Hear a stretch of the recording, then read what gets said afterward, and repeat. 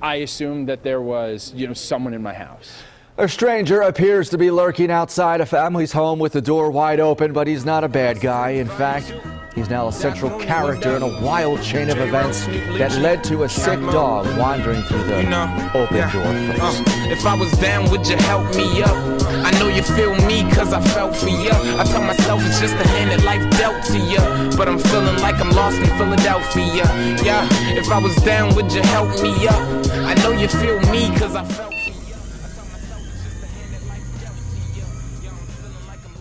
Susie's story took the internet by storm. She's given hope to people. After tens of millions of views and tens of thousands of dollars in donations, Overall, the internet donated about $42,000. Good blood, couple cancer sticks. I must have good genes like my pants and shit. I was raised on ass. Hey, how goes it? I'm Steve. While recording this, I was asking myself, how can you tell the difference between goodwill and good fortune? Sometimes they complement one another. I think this story is a little bit of both, a little bit of goodwill and a little bit of good fortune.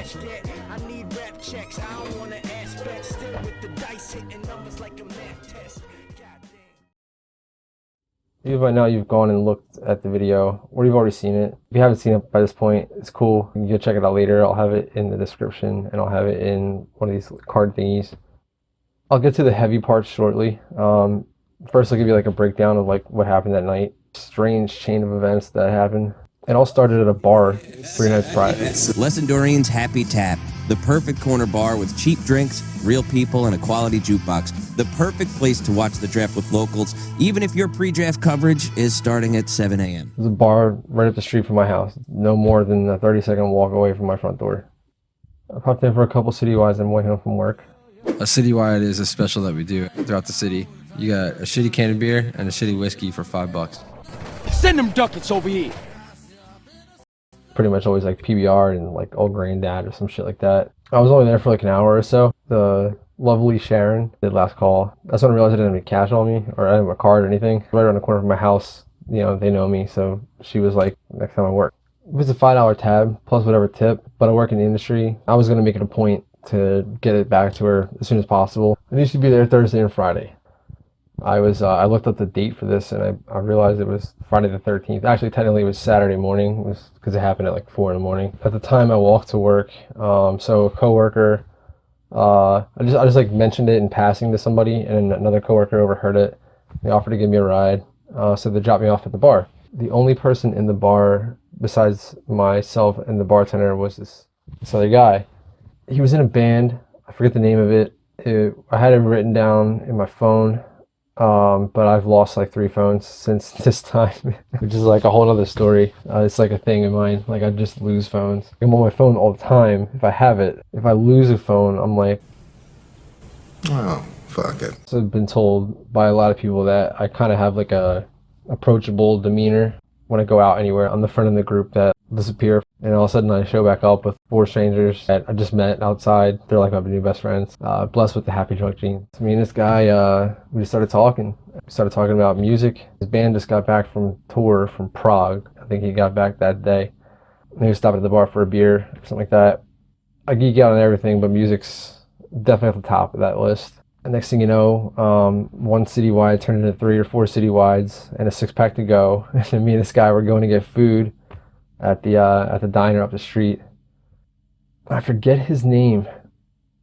We'll call him what's his name. Yeah, we were just hanging out, like sharing stories, talking about music. At this point, it's like 3 o'clock in the morning, maybe a little bit later. And I still had to make a stop at the gas station. So me and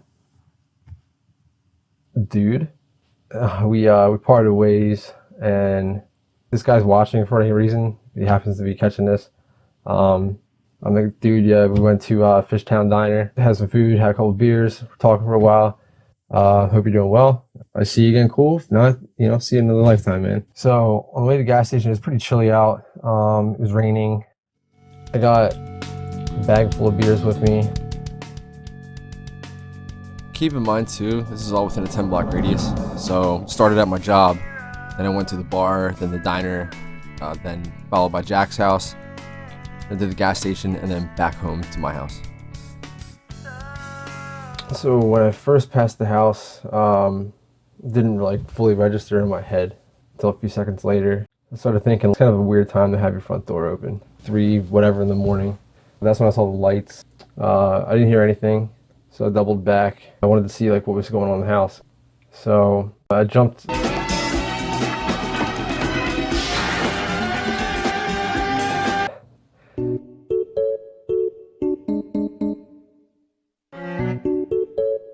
I jumped because I don't like intrude. Not to mention I didn't really know what was going on. But, you know, after I didn't hear anything, I had to close the door. I didn't think anything of it. I totally forgot about it. 24 hours later, I was at work. My friend Kristen Greening messaged me on Facebook. She sent me a link 15 minutes before the door was shut. A dog just happened to come in. Social media to share the hard-to-believe story. Went to the vet, checked. There was no chip. Even if there was a chip, this dog is in such bad shape. Whoever would have had it is a terrible person. The video quickly gained popularity. Jack also being honest about the seriousness of Susie's medical issues and that donations would be welcomed. Fleas, ticks, infections in the foot, dental work, heart murmur. But saying no matter what, Susie has found her forever home. The donations that came in from people across social media helped Susie regain her health and good spirits, but the donations far exceeded the amount that was needed. So Jack has decided to give the extra money to anyone who adopts a pet. For more info, hang tight. I'm shocked. It took me a while to really grasp what happened. The odds are so small. News crews were calling me all day long. One news crew came to my job. The stranger turns into a really good interview with CBS Philly. Following day, I spoke to Jack. He messaged me on Twitter. The next day, he wanted to me to come over and meet him and the dog and the rest of his family, his wife, his baby. So yeah, so the next day I went over to Jack's house. He told me ahead of time that NBC 10 Philly would be there. Are keeping her. Dude, how are you? Thank you so much. No problem. It is so good to meet you. Likewise. It didn't take long before the internet tracked down Steve Grenling, the stranger who turns out to be a neighbor a few blocks away. So I wasn't surprised to see a news crew there, I guess. He was super thankful. Obviously, at first I didn't really register the depth of the possible negative outcomes. I didn't really think of that. He told me a story about how some guy followed him back from the store. He was with his wife and his kid, and the guy was high. So he probably was just following whatever shadowy figure was in front of him. But he followed him back to their house and tried to get in or something like that. So, and it was 2 weeks prior to this happening. So they weren't far removed from the bad things that could happen. So he thanked me up and down for it. And me being myself, sometimes I don't know when to not talk. I just say whatever's on my mind a lot. I'm not a dickhead. I do have some kind of tact. When we were introducing each other, Jack said to me something to the effect of, "Thank God you were there. Something bad could happen." Not his exact words, but I said, "Yeah, good thing I wasn't, and good thing I wasn't a couple years ago because it could have been really bad." He called onto it, but he didn't say anything. Nobody there said anything except for the reporter, so she's doing her job. So she asked me about it. She's like, "Hey, what did you mean when you said that?" I thought about saying something. I didn't want to take away from the whole story with the dog. I'm usually an open book. When all that happened, it was it was just a lot. It was news crews and people texting me and messaging me, and so it was a lot. And I never had been involved in something like this before. I never had I never been on the news or anything like that, or TV. Actually, it wasn't on the news. I don't know, it was on the news. My family was on Trading Spaces, but I was not in the episode. I was a senior in high school and I opted out because they had to have the same amount of people in the families or something like that. But anyway, so I declined to say anything. So we did the interview there. Afterward, me and Jack hung out. I met his parents who were actually in the house when the whole thing happened. I was talking to Jack, just we were just hanging out, drinking a couple of beers.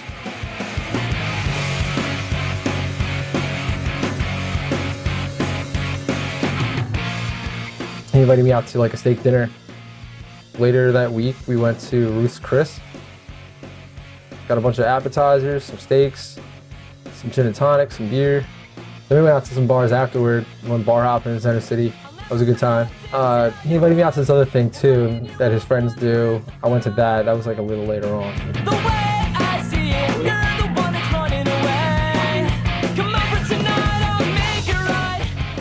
But at dinner, that's when Jack asked me what I meant when I said it could have been bad a couple years ago.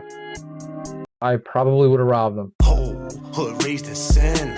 Law took away the men. Put them all in the I've done just about every drug you can think of. Started doing them later than all my friends. Didn't smoke weed until I was 17. Over the next 7 years, I had tried LSD, mushrooms, cocaine, Adderall, muscle relaxers, DMT, MDMA, MDA, ketamine, and a bunch more. And around 2008, I started doing opiates. 5 milligram oxycodone quickly became 30, and 130 quickly became 10 to 15 a day, give or take. And this lasted for almost 10 years.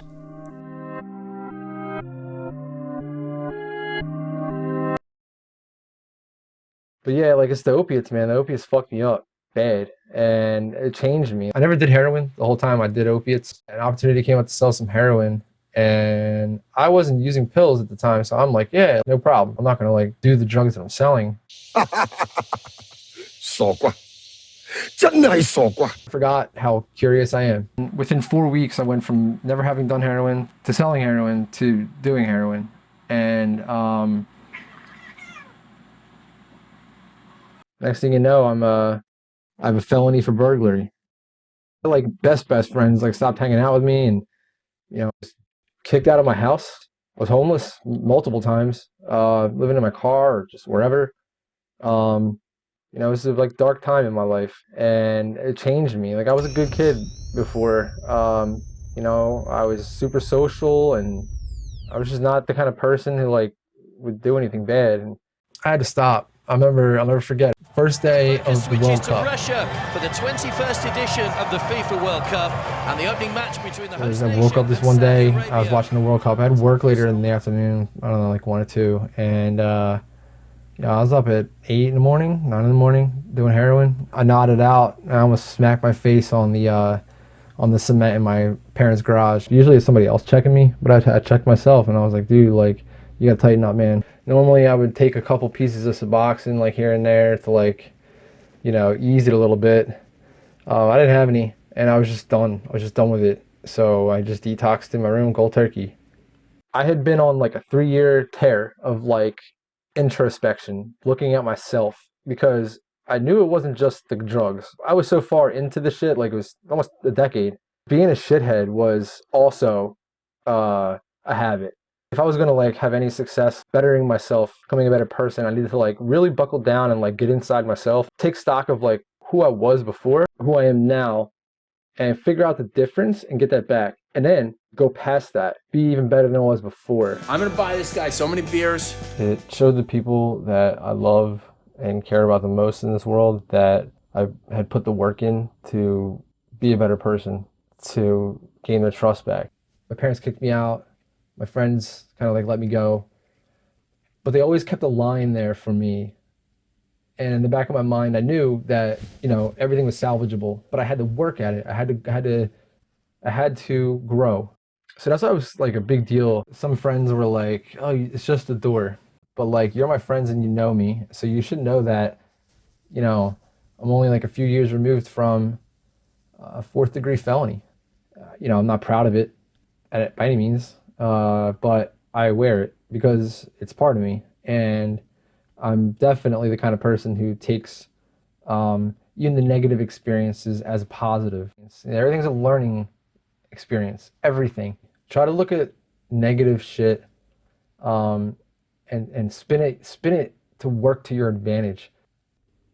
I haven't felt this good since I was 19 or 20. When I was still riding BMX back then. Sure as shit, I'm riding BMX again. I got energy, my positive outlook on the world again, my thirst for knowledge. There's like a weird thing, it's intangible. When you come off of drugs like that, it takes a little while because you can like detox and then you're good to go. Like you're not having the physical dependency, but there's like an intangible thing that happens. It took a few months after I stopped using them. It's just like one day, like you get this breath of air that just kind of like comes over you, and all of a sudden, like the whole world just like, it goes from like a flat, like monotone color to like bright again. And I don't mean that in a literal sense. Well, I kind of do actually, but all of a sudden it's almost like it clicks. Like you just see something just comes over you, and you just look around you and you're like, Albert! Yeah? Good luck exploring the infinite abyss. Thank you. Hey! You too.